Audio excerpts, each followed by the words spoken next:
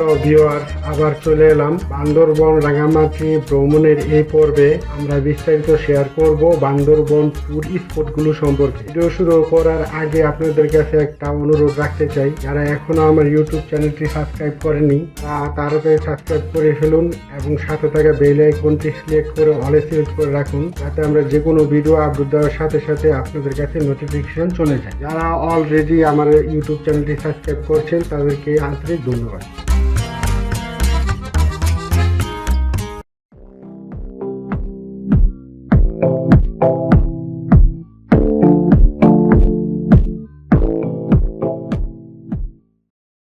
আসলে অন টাইমে এখানে ভিড় আর ধরনের সমস্যার সম্মুখীন হতে হয়। আমরা হালকা স্ন্যাপ নিয়ে বেরিয়ে প্রথমে নাস্তা করব, তারপর চাঁদের গাড়ি ভাড়া করে ঘুরতে বেরোব। হোটেলের সামনে এসে দেখি লাইন লেগেটা অন। সবগুলো হোটেলের সামনে আপনি যেখানেই যাবেন সেখানে ভিড় পায়। যাই হোক, অনেকক্ষণ অপেক্ষা করার পর বসার সুযোগ পেলে সবকিছু সঠিকভাবে না পাওয়ার কারণে বা কেউ রুটি পরোটা দিয়ে যে যেভাবে পারছে সবাই সেভাবেই নাস্তা সেরে নেয়।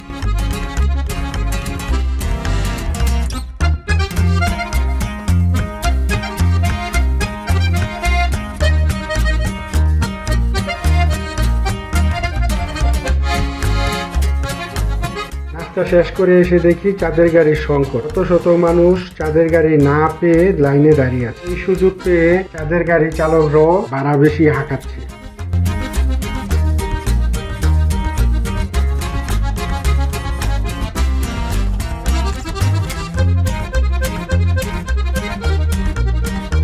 যাই হোক, রবিউলের অনেক কষ্টের বিনিময়ে আমরা একটা চাঁদের গাড়ি পেয়ে গেলাম। এ হচ্ছে আমাদের গাড়ি। এটার ভাড়া হলো ৬,০০০ টাকা সারাদিনের জন্য।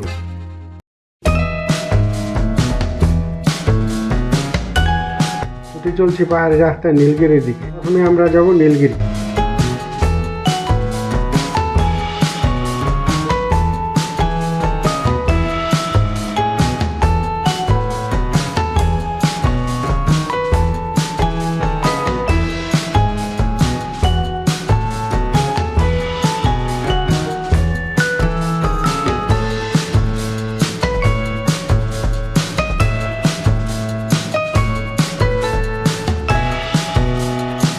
এখানে একটি চেকপোস্ট আছে।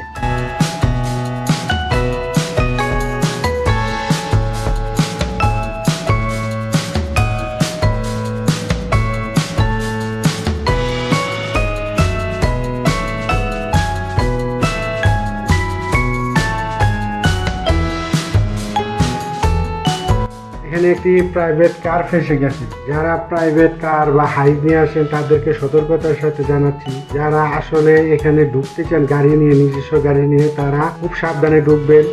আসলে দক্ষতা না থাকলে এখানে আসলেন যে কোনো সময় যে কোনো দুর্ঘটনা ঘটতে পারে। তাই যারা এখানে নিজেদের গাড়ি নিয়ে আসতে চান তারা সাবধানে অভিজ্ঞ লোক নিয়ে আসার চেষ্টা করবেন।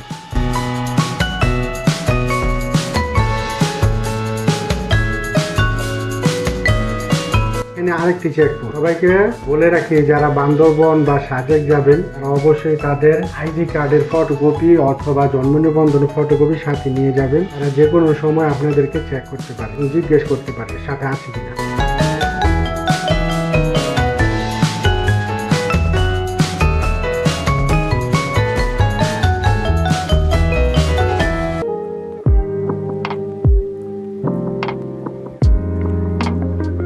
পাহাড়ি রাস্তার সুন্দর ভিউ দেখতে থাকুন।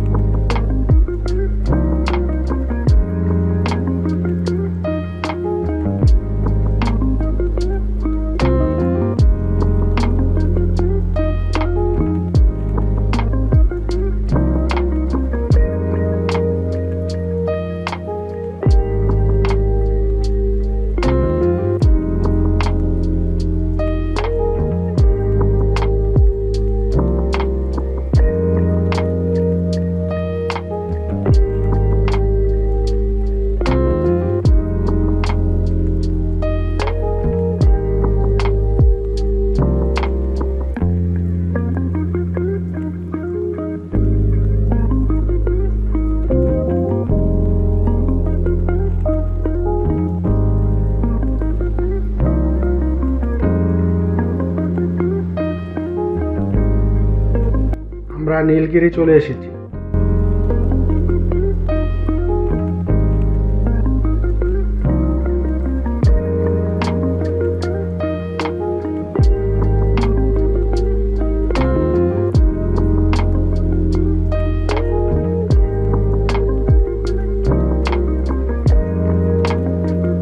ভিউয়ার্স, এখানে পাহাড়ি অনেকগুলো ফলের দোকান আছে। এখানে আসার পরে যদি কেউ দুপুরে খাবারের চিন্তা করেন, আপনারা চেষ্টা করবেন যাতে আপনার পাহাড়ি ফলগুলো খেয়ে দুপুরের খাবারের চাহিদাটা মেটাতে পারেন, কারণ পাহাড়ি ফলগুলো হচ্ছে পিওর ফরমালিন মুক্ত। যদিও তারা একটু দাম বেশি নেয়, তারপরে আপনারা এগুলো খাওয়ার চেষ্টা করবেন। এগুলো খেলে দেখা যাবে আপনাদের সারাদিনের যেই ঘোরাঘুরির পরে ক্লান্তিটা তা দূর হয়ে যাবে, আপনাদেরকে ভালো লাগবে এবং শরীরে এনার্জি পাবেন। আমরা পেট ভরে কলা, আনারস, আখ এবং পেঁপে খেয়েছি।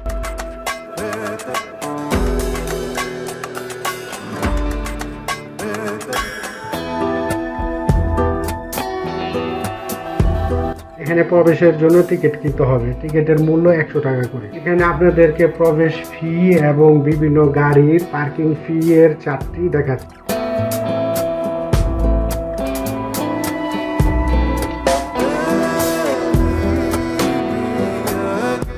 আমরা টিকিট নিয়ে প্রবেশ করছি।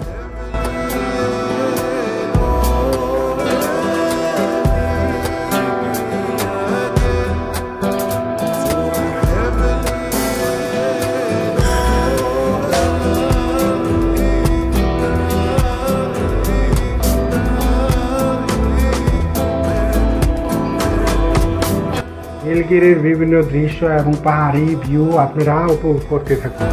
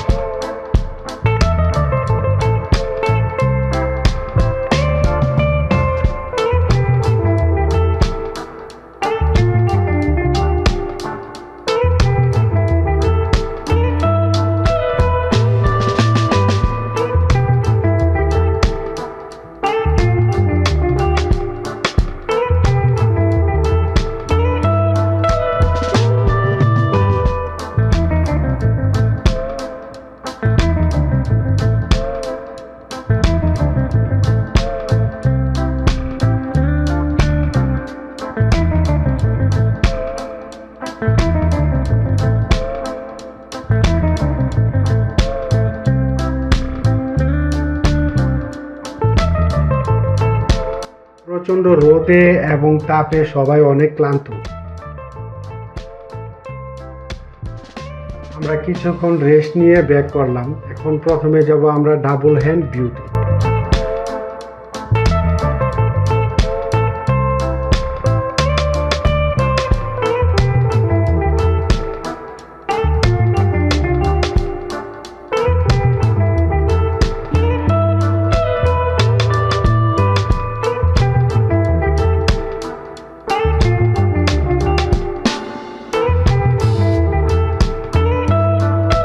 আমরা ডাবল হ্যান্ড ভিউতে চলে এসেছি। দেখুন এখানকার ভিউটা।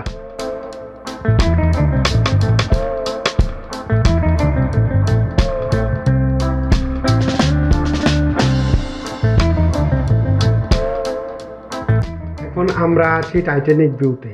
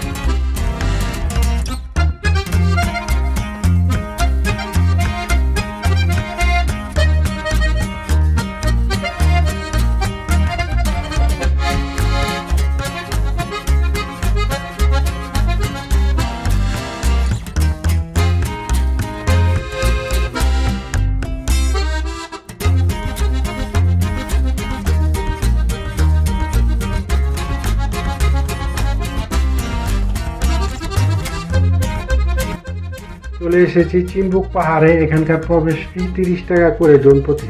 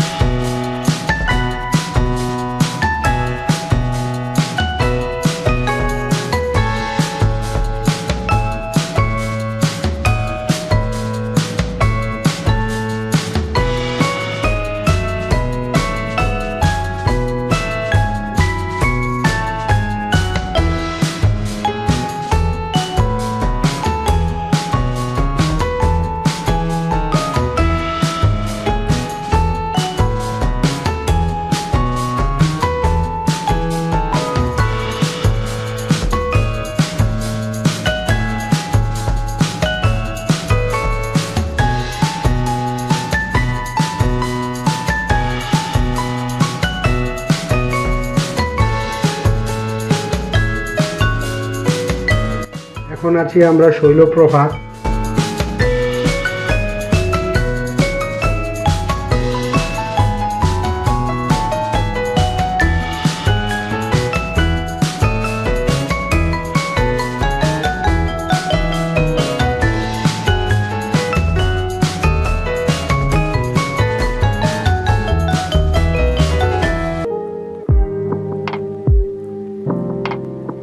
এখান থেকে আপনাদের শৈলপ্রপাতের ভিউটা দেখাচ্ছি। এখন পানি নাই, বর্ষার সময় আসলে এখানকার ভিউটা অনেক সুন্দর দেখতে পাবেন। আসলে বর্ষার সময় পাহাড়ি সৌন্দর্য মূল সৌন্দর্যটা ফুটে ওঠে। যদি আপনারা পাহাড়ি সৌন্দর্য প্রকৃত সৌন্দর্য দেখতে চান তাহলে অবশ্যই আপনারা বর্ষার সময় আসবেন।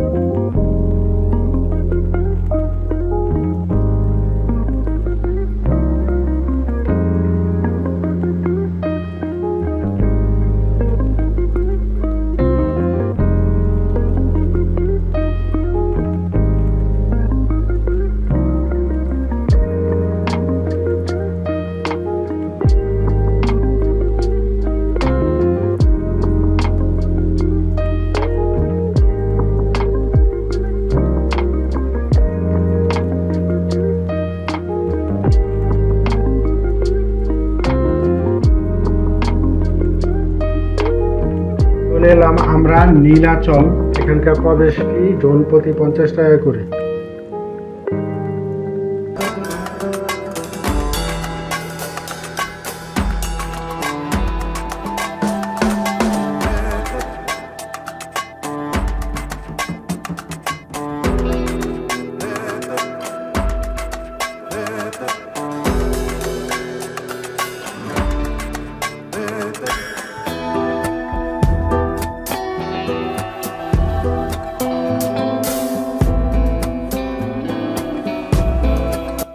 বান্দরবনের পাহাড়ি সৌন্দর্যের মধ্যে নীলাচলের পাহাড়ি সৌন্দর্য হচ্ছে সবচেয়ে সুন্দর। নীলাচলের সৌন্দর্য উপভোগ করতে থাকুন।